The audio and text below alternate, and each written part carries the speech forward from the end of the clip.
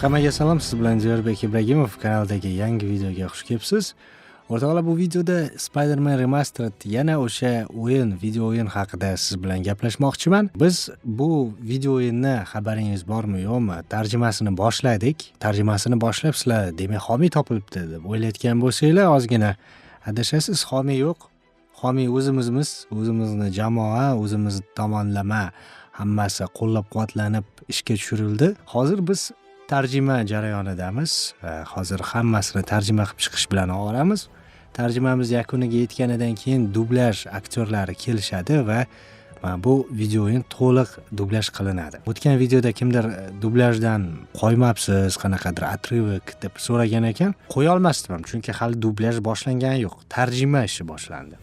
Tarjima, keyin dublyaj, dasturchining ishi. Orqama ketinligi bor hamma narsani. O'shaning uchun hozir mana shunaqa o'rtoqlar. Hali sizlarga dublyajdan men atrivik bera olmayman, lekin ko'p aktyorlarni chaqirish niyatidaman. Ko'proq odam chaqirishga majburmiz, chunki ertaga ovozlar sizlarga qaytarilib kelaversa, bu qanaqadir g'alatilik beradi. Kimdir ovozini 100 marta qayta eshitsanglar har xil odamlarda bu sizlarga yoqmaydi. Original sostavda, mana bu inglizchasida 135 tagacha aktyor ishtirok etgan ekan bu o'yinda. Biz endi ja'unchalik 135 ta qilishimiz shart emasdir, chunki даже ruslarni dublyajga qaradim, ruslarda ham ko'p odam ishtirok etmagan. Biz ham shu где-то 30 taga yaqin odamni balki ishlatarmiz. Va o'rtoqlar, juda ham qiziq fikrlarni eshitib qolyapman. Juda qiziq, o'yinni 50% tarjima qilinglar, qolganini tushunib olamiz degan qiziq kommentariyalarni o'qib maza qilyapman hozir. Biz hozir 50% ni tarjima qilar ekanmiz, qolgan O'zbekiston aholisi rus tilini yarmi bilar ekan. Yarmi rus tilini bilsa, o'sha yarim aholi o'zbekchada emas, ruschada o'taversa bo'ladi-ku. Biz tarjima qilib nima qilamiz, uni yarimchala qilsak u narsani. Keyin ko'plar menda qiziq reaksiya uyg'otadigan narsa bor. Biz ko'pincha Geek TVda ham bu narsani kuzatamiz. Odamlar so'ragan narsani berishni boshlaymiz va odamlar o'sha berayotgan narsamiz haqida izoh qoldirmasdan o'sha narsa uchun rahmat aytishning o'rniga yana boshqa narsalarni so'rashni boshlashadi. Bilmayman bu nimadan kelib chiqadi. Misol uchun kimdir Griffin so'raydi. Griffin beramiz, Office'ni so'rash boshlaydi. Office'ni beramiz, Simpson'ni so'rash boshlaydi. Simpson'ni ham beramiz, uchalasini ham beramiz, yana umuman Sevgi, o'lim va robotlarni so'rash boshlashadi. Bilmayman bu qanaqa ishlaydi. Bilmayman. Men bu Spider-Man Remasteredni ham biz shu o'yinni to'liq tarjima qilib, bu kichkina o'yin emas, bu oddiy o'yin emas. Bu butun dunyoda katta tirajda sotilgan juda ham mashhur o'yin. Juda ham mashhur. O'sha Call of Duty'lardan ham mashhurroq va ichida hajmi kattaroq bo'lgan o'yin. Spider-Man'ni beramiz, Red Dead Redemption so'rashadi. Red Dead Redemption o'rtoqlar. Red Dead Redemption, GTA 5 bunaqa o'yinlarni bilmadim men mentalitetimizga qanchalik to'g'ri keladi. GTA 5ni ayniqsa nazarda tutganda mentalitetimizga to'g'ri kelish kemasligi. To'g'risi, meni oliy maqsadim sizlarga положительный, yaxshi narsani berish.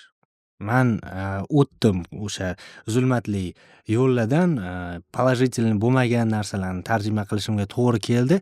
Mana bu hozirgi o'rnimga chiqa olishim uchun, qanaqadir ajralib chiqishim uchun mana shunaqa отрицательный so'kinishlarga to'la narsalarni tarjima qilishimga to'g'ri keldi. Bu o'zimga yoqadi deb o'ylaysizlarmi? Yo'q. Bu narsa bilan men sizlarga qanaqadir foyda berayotganimni his qilmayman. O'zim ishimdan maza qilmayman bunaqa ish bilan. Lekin men boshqacha qilib dublyaj qilaman desam, boshqa studiyalar juda ham ko'p.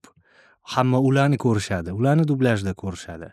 Men ming tarjimasini bu yerda to'g'ri 100% mukammal qilgan taqdirimda ham boshqalarni dublyajini ko'rishadi odamlar. Chunki ularni ovozi ko'proq tanishroq biznikilarga. Mana shuning uchun ozgina mana shunaqa yo'ldan o'tishimga to'g'ri kelgan. Hozir o'tmishingizda mana shunaqa qilgan-kusiz deb menga argument keltirish kerak emas. Men sizlarga foydali narsani berishni xohlayman. GTA 5da yana boshqa o'yinlarda chirnuxa ko'p. GTA'larda chirnuxa ko'p. Red Dead Redemptionga keladigan bo'lsak, u o'yin chirish-chur katta. Men xohlamayman u o'yin bilan shug'ullanishni. Qancha umrim ketadi bu uchun, kim menga rahmat aytadi bu uchun. To'g'ri, hozirgi qilayotgan ishim uchun ham bilmayman kimdir menga rahmat aytadimi yo'qmi. Lekin meni ichimda shunaqa his borki, shu narsani men qilishim kerak. mani shunaqa qanaqadir предназначением bor, man shu narsani qilishim kerak degan ichimda his bor. Biz berayotgan narsa uchun minnatdor bo'lish o'rniga uni emas, buni qilinglar, buni emas, uni qilinglar degan gaplarni ko'p eshityapmiz. Bu bizga dal shu ishlashga motivatsiya berarmidi, o'rtoqlar? Hozir to'g'risi man qilayotgan narsada bitta manman boshida. Mani kimdir motivirovать qilib tortadigan odam yo'q. Men o'zimman, o'sha achak, o'sha xohlab qilayotgan odam menman. Komandani yig'ib, komandani ishlatadigan o'sha boshida turgan mendan boshlanyapti hamma narsa. Agar menda demotivatsiya bo'lsa, bu narsa to'xtab qoladi, o'rtoqlar. Menda demotivatsiya bo'lsa, hammasi to'xtab qoladi. Ya'ni menga motivatsiya beradigan odam faqat tomoshabinlar. Mana shu o'yinni kutadigan, bizni qo'llab-quvvatlaydigan odamlar.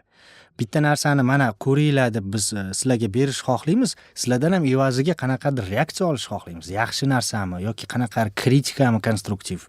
Yo'q, biz sizlarga nimadir bermoqchi bo'lsak, undan ko'ra buni qilinglar deb aytyapsizlar. Biz ishni yarmiga kelib qo'yganimizdan keyin. Biroz g'alati. Endi hamma emas, ko'pchilik shunaqa. Bilmayman, gitani nimasiga yopishib olgansizlar. Hamma o'tib bo'lgan, hamma biladigan, hamma taniydigan o'yin. Shunga o'rtoqlar, hozir qilayotgan narsamizga e'tibor qilinglar, o'sha narsaga hech bo'lmasa sal qo'shilinglar.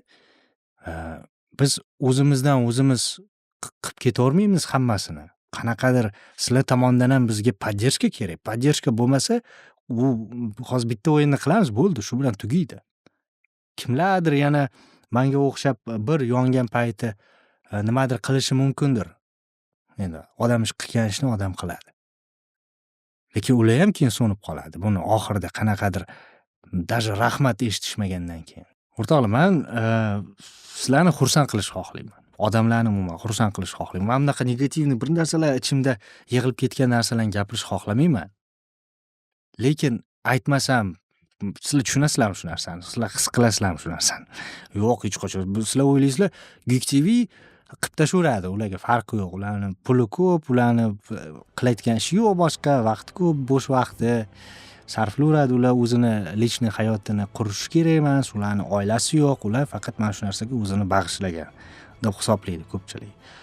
Buni orqasida tirik odamlar turgani, ularning qanaqadir shaxsiy hayotdagi muammolari borligi, shunaqa narsalar hech kimni qiziqtirmaydi. O'rtoqlar, men shu narsalardan abstragirotsiya qilib sizlar uchun mana shu o'yinni tarjima qilishga kirishdim. Даже если donat yig'ilmagan bo'lsa ham. Просто men qanchalik жертвовать qilsam o'zimni, qanchalik sizlar uchun жертвовать qilganim sari men bu жертваdan to'q ko'rmayapman. Hozir berayotgan narsamizga shukr qilinglar, shu ham bo'lmasligi mumkin. O'rtoqlar, men hozir rejalashtirayotgan narsam bu o'yindan keyin God of War'ni qilish. Men misol uchun Spider-Man'ni tugatganimizdan keyin bitta boshqa o'yinga o'taman. U o'yinni tugatgandan keyin boshqa o'yinga o'tiladi. Sizlar shoshilib hamma narsani talab qilib tashlayotgan paytinglar, men sizlarni balki uspokоить qilishim kerakdir. O'sha shoshmay turinglar, hammasini qilamiz. Hammasini tarjima qilamiz, lekin o'zini vaqti bilan. Men birdaniga hozir hammasini parallelni qilib tashlay olmayman degan narsani berishim kerakdir balki sizlarga. Sizlarga ham tushuntirish kerakdir bu narsani. Biz umuman отказываться qilib ketayotganimiz yo'q. Kim biladi, kim bilsin, men umuman hech narsa deya olmayman. Qaysidir o'yinni qilmayman deb turib keyin meni fikrim o'zgarib qolar. Qanaqadir, yo'q, bunda mana bunaqa narsa bor deb kimdir menga nimagadir ko'zim ochishi mumkindir, bilmayman. Balki nimadir qilmoqchi bo'lib turib, undan men qaytib ketarman, u narsani qilmasdan. Prosta o'rtoqlar, men qanaqadir hamma narsani atmay qo'yayotganim yo'q bitta o'yinda deb. Bitta o'yinni qilib bo'lganimizdan keyin ikkinchisiga o'tamiz, keyin uchinchisiga o'tamiz. Sog' bo'lib tursak, hamma sog'lom bo'lsa. Shunday ekan, hozir bitta o'yinga konsentratsiya qilaylik, bitta o'yinni tugataylik. Sizlar ham bizga qo'shilinglar, mana shuni forsit qilishga yordam beringlar, hammaga tarqatib, mana shu video o'yinlarga qiziqadigan odamlarga tarqatib, bizga qo'shilinglar.